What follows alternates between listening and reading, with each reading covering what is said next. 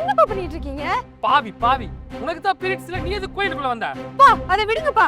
உங்க உடம்புலயே 1008 பிரச்சனை இருக்கு. காலையில இருந்து ஒண்ணு கூட சாப்பிடல. என்னப்பா பண்ணிட்டு இருக்கீங்க? எனக்கு ஏதாவது பிரச்சனை சாமி பாத்துக்கு. ஒரு பிரச்சனைய சாமி பாத்துக்கிறதுக்கு பதிலா அந்த பிரச்சனையை கொடுக்காமலே இருந்திருக்கலாம்ல. ஏய், இப்படி நாத்தியம் பேசுறதுனா நம்ம குடும்பத்தை பீட புடிச்சு ஆட்டுது. இப்ப பத்தாவதுக்கு பீரியட்ஸ் இடத்துல கோயிலுக்குள்ள வேற வந்துட்ட. நீ என்னதான் நடக்க போதோ? ஒரு பிரச்சனைனா அதுக்கு சொல்யூஷன் தேடணும். அதை விட்டுட்டு முட்டாள்தனமா மூட நம்பிக்கையை ஃபாலோ பண்ணக்கூடாதுப்பா. அதனால பெரிய பிரச்சனை தான் வரும்.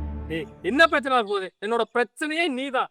நீ எப்பவும் பிரச்சனைன்னு சொல்றீங்களே, எதனால நான் பிரச்சனையா இருக்கேன்னு யோசிச்சிருக்கீங்களா? சரி, அதை விடுங்க.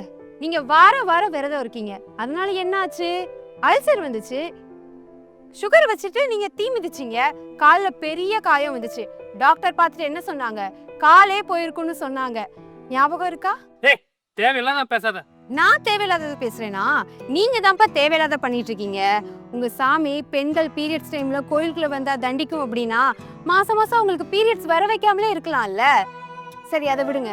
இங்க ஒரு குரூப் இன்னொரு குரூப்பை கண்ட்ரோல் பண்ணி அடக்கி வச்சுக்கிறதுக்கு தான் சாமியை கண்டுபிடிச்சாங்க. அந்த சாமியை வச்சு சடங்கு, சம்பிரதாயம், சாஸ்திரம், மந்திரம் எல்லாம் உருவாக்குனாங்க. அதை வச்சு கண்ட்ரோலும் பண்ணாங்க. ஒரு விஷயத்த கண்மூடித்தனமா நம்புறதுக்கு பதிலா அதை ஏன் எதுக்குன்னு புரிஞ்சாவே போதும். ஃபுல் வீடியோவை பார்க்க ஹேண்டில் கீழே இருக்கிற ப்ளே பட்டனை கிளிக் பண்ணி பாருங்க.